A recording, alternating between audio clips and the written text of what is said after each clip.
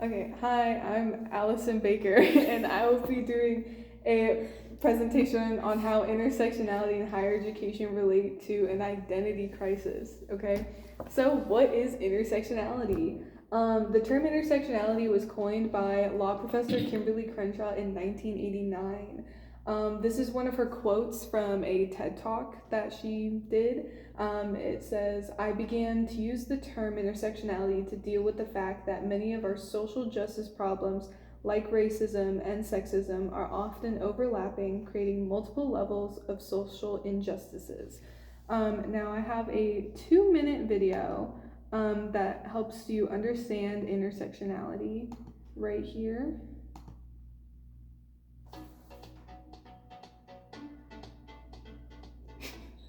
Understanding intersectionality. A remarkable US law professor, Kimberly Crenshaw, coined the term intersectionality over 30 years ago when a judge ruled against a black American woman being discriminated against when applying for a job. The company argued they did hire black people, or men, and they did hire women, or white, so the case was dismissed.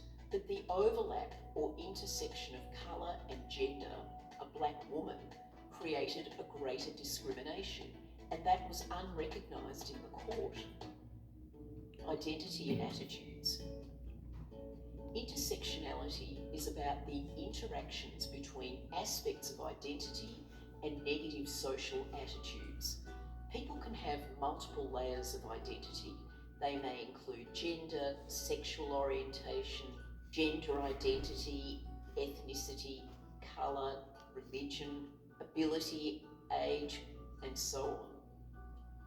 These identities can interact with attitudes in society that create inequality and result in exclusion, for example, sexism, racism, homophobia, ableism, ageism, and so on. Intersectionality is an analytical framework.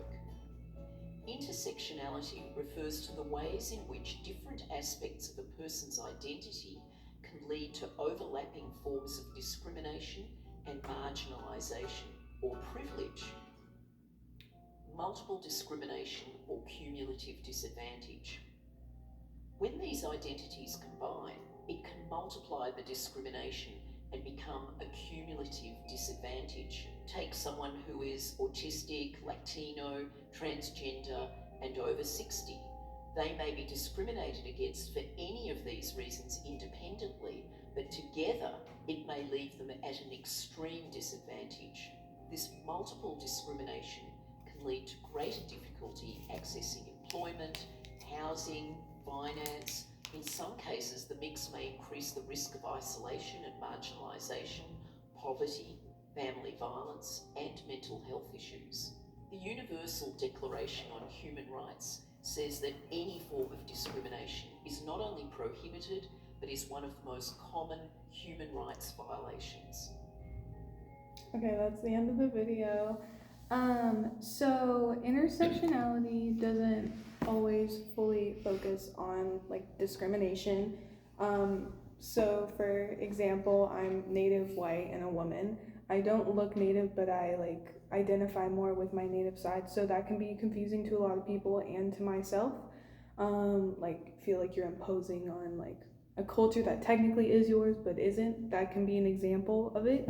I have another example, and this is a poem by Liz Morgan titled Why I Was Late Today and Probably Will Always Be Late as a Black Woman. Now, for some context, I have two slides, and they're parts of the poem, which is basically the whole poem, but these are two very important parts about intersectionality and how she herself struggles with it.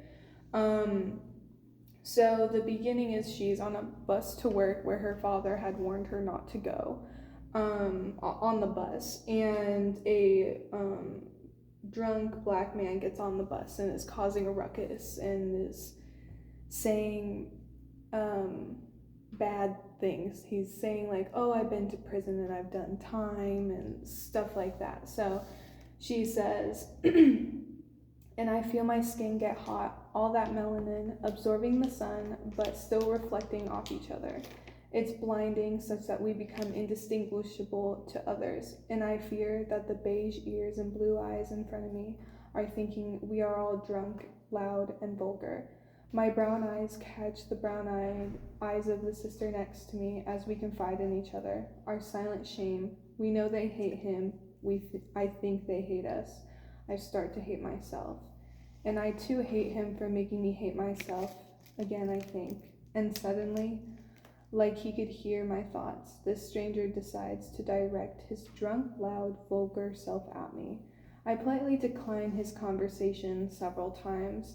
The way all women have rehearsed the structured improvisation of harassments that always ends in insults and FUs.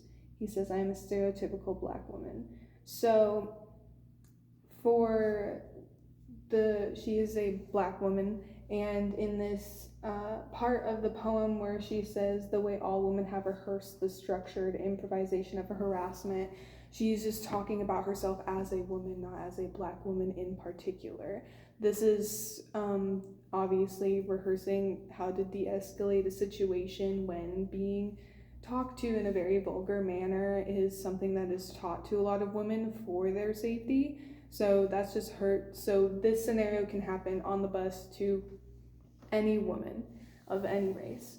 The next part, so the man keeps talking to her and saying rude things, and a white woman calls the police. So this is what happens after. This drunken, loud, and vulgar man quiets down and sobers up to apologize and beg the stereotypical black woman for mercy. He asks me to tell them we don't have a problem. He calls me babe. I make him say my name. He tells me his life will be messed up if he doesn't get to where he's going. I know that I will be messed up if he ends in cuffs or in a coffin. Because of this night that reminds me so much of how I hate being black and a woman, this curse, I give him my phone to call his family. I remind him to pray. I comfort this man who has cursed me and everyone who looks like me. So the switch is now the police have been called, and who knows what the police were told by this woman that just called the police. And often enough, the situation will escalate, and there's a high chance of police brutality, hence why she said cuffs or coffin. Normally, I believe if someone's being disruptive on the bus, they're simply told to get off. They're not full-blown arrested. And so this is the part where she is supporting him and making sure that that doesn't happen. That is the black part of her. So this could happen to any black person having to defend another black person because of the possibility of police brutality and things getting like out of hand. Hence why she says that she hates being black and a woman, because this happened within like minutes.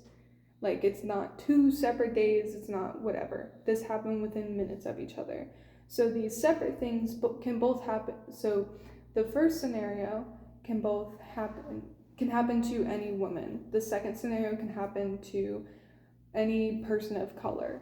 For them to both happen in the same situation is for her to be a black woman, and that is what kind of intersectionality is.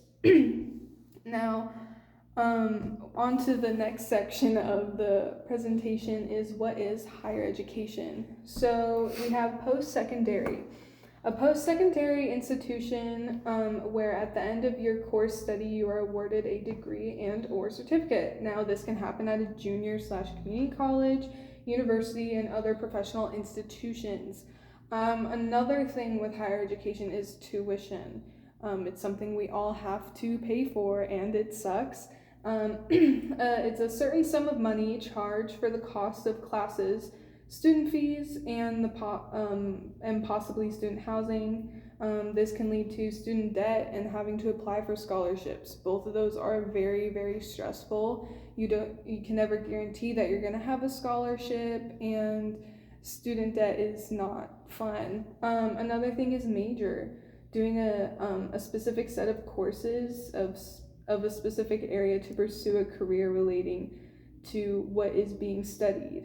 What do you want to be? This is another stressful scenario, another thing with identity. What do you want to do for the rest of your life? And that's kind of how you have to think of it, because you don't want to go back to school and study a whole other thing to have a whole different career. That costs even more money and more time. So if we can get it right the first time, that would be the most ideal. Another, and because we're all in college, I figured that we all knew what they were kind of were. The next section is, what is an identity crisis? So according to Don Goodconnet, an identity crisis is classically defined as a period of uncertainty and confusion about one's sense of self, core values, or directions of self-development. So I'm going to go into, so these are some causes that can lead to an identity crisis. So predictive overflow, life-changing at a fast pace, chronic stress, going with higher education, going to college, exams, studying, and funding/scholarships. Those are all very stressful. A lot of life-changing. A lot of us are moving away from our families and being alone for the first time. Another thing is self-trauma. Trauma that is either sudden or a build-up, and it will speed up the process of losing oneself. This can also, be not having family, like familial support, especially if you're moving away or like out of state, or you live far away from home on your campus. Another thing is developmental self-transitions, becoming an adult, or midlife crisis. That's why that's there. Or retiring. A lot of people don't like going into retiring. They're not used to that life. It's being on your own for the first time. In our case, being in college, you're having to figure things out for yourself. You're an adult now. Societal disruption, so collective trauma or cultural shift. Another thing with higher education is you're living around different people. You're being in a different community, and there's a different class culture than what you're used to. Everything is completely different, and you're slowly adjusting, but you're kind of forced into it immediately. So some phases and indicators. So this is kind of like the cycle of an identity crisis. First is initiation, an abundance of events that are destabilizing, hence like moving to college. Again, the disruption, the loss or confusion about different aspects of identity of oneself. You're starting to question, who am I, or who do I want to be? Resurgent factors, detachment, self-questioning, and anxiety levels are heightened. Again, who do I want to be? Like, what do I want to do? Like, what do I want to study? What career do I want to follow? Null field / collapse, emptiness, the loss of oneself. You're numb, you don't know what to do, you're stressed, you're kind of stuck. Reorganization, new self emerging, and adaptive restructuring. So this is kind of at the end of the identity crisis, where you're figuring it out, because you're so used to having, prior to the identity crisis, you're so used to having these beliefs. You're so used to being, this is my religion, this is who I want to be, this is what I want to do, and now you're restructuring it because you've questioned everything. Do you still want to do those things? It actually results in better adaptability, well-being, and being logical and consistent. So you're more clear-headed, and I would assume like you're more open-minded to things. You're more flexible, so you're not checking off that your boxes. You're allowed to go off the track. Now, how do these relate? So I have a quote from PubMed Central. Members of weakly identified profile, low in both ERI, which is ethnic racial identities, and AI, which is American identity, reported higher levels of discrimination and depression, perhaps due to feelings of marginalization. And then I said, with intersectionality having so many layers to identity that in itself can lead to an identity crisis. But with the addition of higher education, it's kind of the cherry on top. It's what breaks the camel's back. Not in all cases, but it definitely doesn't help. You want to do another thing with intersectionality is you possibly want to do something that will better your community, but you also want to do something that'll make you happy. Like you want to, I feel like that's like the most ideal situation where you can help your community and feel happy. And that's the end of my presentation.